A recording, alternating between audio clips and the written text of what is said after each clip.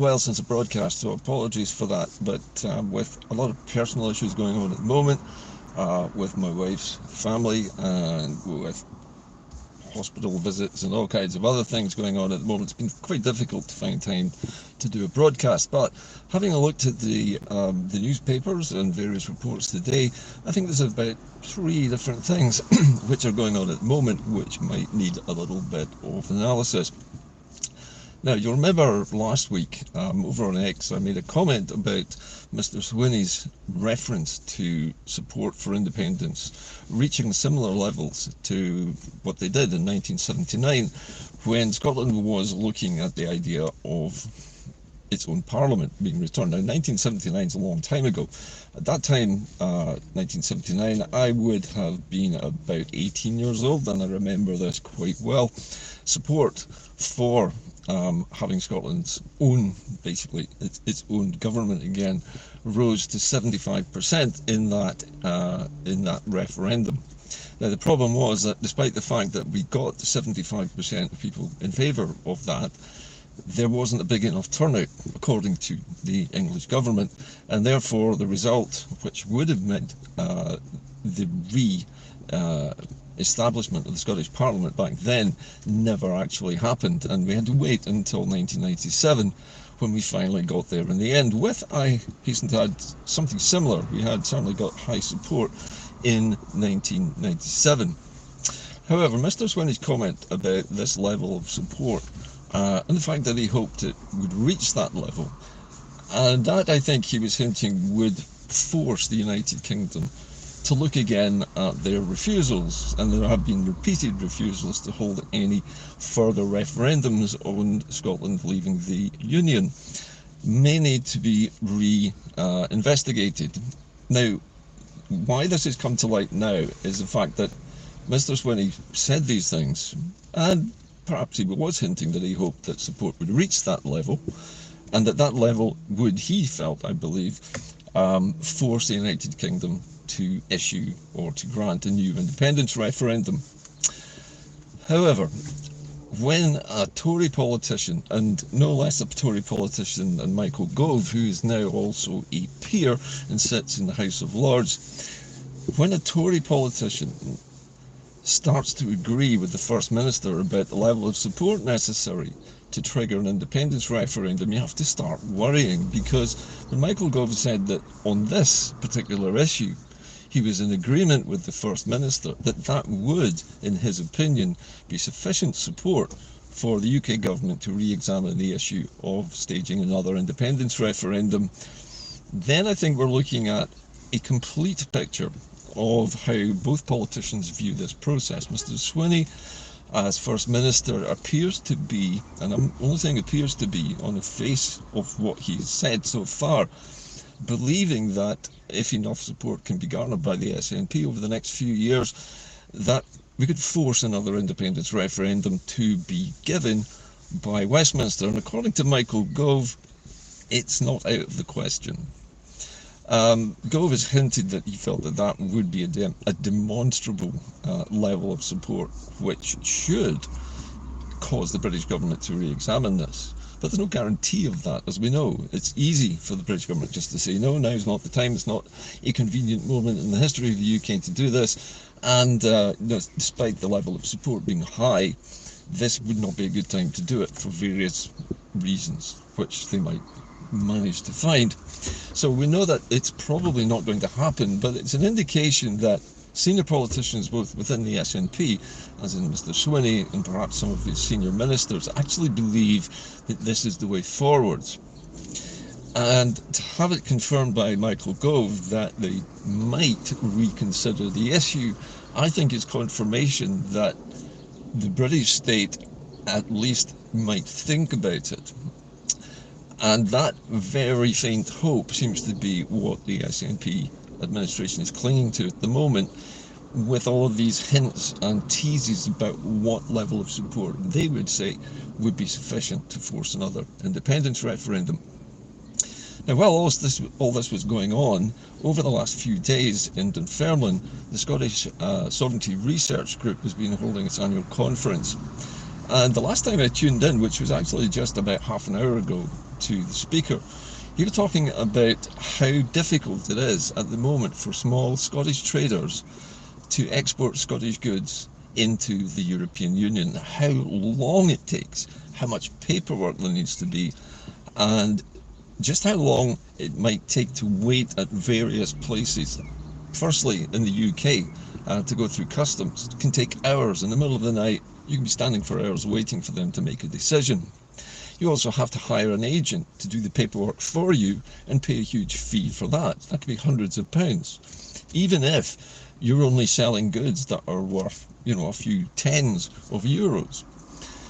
Anyway, all that aside, the Speaker went on to describe a journey from Scotland, exporting a small amount of goods. In his case, I believe it was framed pictures and so on, mostly to do with the car industry. It's going to a trade show.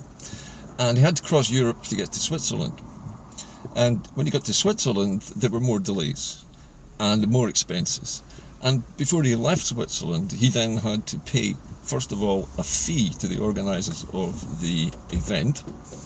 He was not allowed to leave Switzerland until he had paid his taxes, which at 2% not very much.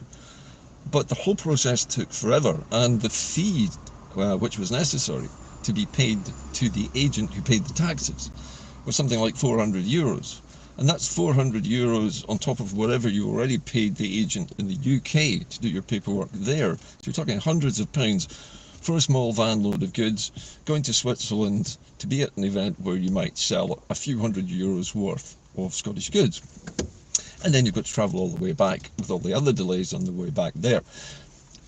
And when I listened to the Speaker, I was struck by just how difficult it was for a small van with maybe a few hundred items, which all have to be described, picture frames made of wood and glass. They have to be weighed. Each one has to be assigned a code, and each individual item needs to be classified. There are hundreds of them, and this is where these agents, these presumably tax and tariff agents, make a fortune out of small traders. Now, if you were a big company, as the Speaker said, and you were several million pounds and you've got several hundred or thousand employees, you'll have a department which does all that for you. And because you're exporting so many more goods, you can afford the costs involved in taking your stuff to Europe. But for small businesses, and let's face it, most Scottish businesses are small. There are very few businesses in Scotland which are out with what's known as SME classification, that's small and medium enterprises. These are enterprises which might employ fewer than 100 people or even fewer than 50 people. And the profit margins are very, very small. But because of tariffs and taxes and delays and paperwork and agents, it can take days to get anything done and cost hundreds of pounds just to ship a small amount of goods into Europe to sell. So what he was basically saying was that Scotland needs to be in the European Union, or it needs to be in the customs union, as well as being able to trade freely and move freely. And the only two ways of doing that are either through European Free Trade Association membership or full membership of the EU. Either way, Scottish traders, when Scotland is independent, would face this enormous hurdle because we have been drawn out of the European Union without our consent. Now, it could be argued to the European Union that we never agreed to it. In fact, 63% of Scots voted to stay in the EU when we were asked. But that doesn't alter the truth of the matter, which is that we're out, and we're out because we're part of the UK. The UK has stuck to Brexit. Even the Labour Party, which claimed that it would undo much of the damage of Brexit, is only able to do a tiny step towards trade or trade agreement with the European Union, but it doesn't put us inside the customs union. And that's where all the expense is, and all the delays, and all the checking, and all the weights and measures and the descriptions of each individual item being exported, however small that may be. And because of that, the Labour Party has really not changed the dial at all when it comes to trade with Europe. Scotland would need to do that straight away. Once the the Scottish sort of economy is free to trade with Europe, we need an instant access to the European Union. And as you know, for many years I've been in favour of us joining the European Free Trade Association because it gives us access within months, not years, which it would take to rejoin the European Union proper. So it's instant access. It can be used as a stepping stone. So in other words, it would open up trade links. It would free small Scottish traders, like the person who was speaking at the SSRG, to go into Europe and trade freely without all the agent fees, without all the taxes, without all the tariffs, and without all the delays. We could simply drive straight through and onto the ferry, drive across Europe, go through all the checkpoints, and simply get to the destination intact without let or hindrance. And this is what we need once we're independent. So I think, if nothing else, this news today from the SSRG conference underlines the importance for trade in joining the European Free Trade Association as a minimum, at least as soon as independence has been declared. Because at that moment, whatever government happens to be in charge of Scotland at the time when independence is announced, they then have the power to join the European Free Trade Association, and its organising board has already confirmed, and repeatedly to people who have asked this question, that Scotland could join immediately. It's not a problem. And so it would happen straight away. But the one thing that can't happen is we can't trade with the European Union unless we leave the United Kingdom. The last piece of news that came across my desk today, and I know that you will probably know about this, is the Scottish Government's granting of an appeal to Flamingoland to resubmit their planning proposals for a new holiday park at the south end of Loch Lomond near Ballach. Now, this was rejected, to my knowledge, at least twice before because of a massive public campaign in which tens of thousands, hundreds of thousands of people objected to this. The local planning authorities in Ballach also refused planning consent for this, and it fell. And to my knowledge, I think they have had, Flamingoland's made 2 attempts at this, and on this 3rd attempt, the Scottish Government has overruled the planning authorities in Ballach to allow this massive new park to be built, with a water park, incidentally, and a monorail. And this is basically just going to end up with a lot of trees cut down and all of the biodiversity and the recovering ecology of the area basically being destroyed all over again in the name of progress. But has the Scottish Government's granting of the appeal actually moved the dial at all? Because according to the reporter, and this is the person in the Scottish Government who has been appointed to decide whether the appeal should be overruled or not, has said that having granted the appeal, it still needs to come to an agreement. This is Flamingoland still needs to come to an agreement with the planning department at Ballach before this can go ahead. So it's now all on the shoulders of the planning officials in Ballach to decide whether or not Flamingoland can go ahead with this. So it's not a done deal yet. But the fact that the Scottish Government has overridden the planning department again, and this is not the first time it's been done, incidentally. It's been done in Aberdeen, if you remember. The planning authorities there would not grant permission for Donald Trump to build a golf course on a protected sand dune area on the coast of Aberdeenshire. And yet the Scottish Government overrode that and said, yes, go right ahead, build a golf course. So they have some form on this. But that has annoyed people as well, and it has, I think, turned people against the current Scottish government administration, who seem bent on doing something, or to be seen to be doing something, to attract inward investment to Scotland, no matter how harmful it is to the local area and how many objections there might be towards it. One can only hope that the planning officials in Ballach have got the courage of their own convictions and stand up to the pressure that the Scottish Government has put them under in this case, and actually reject this for a 3rd time. And I think in this particular occasion, it would be very good if the planning authority said, this is the last time you will be able to present this planning proposal to us. After this, you've had 3 attempts, 3 strikes and you're out. You don't get to do this again. There needs to be some action taken at the local level to prevent this from going ahead. I've seen one or two people coming on the feeds saying, oh yes, it'll bring hundreds of jobs and we shouldn't stand in the way of it.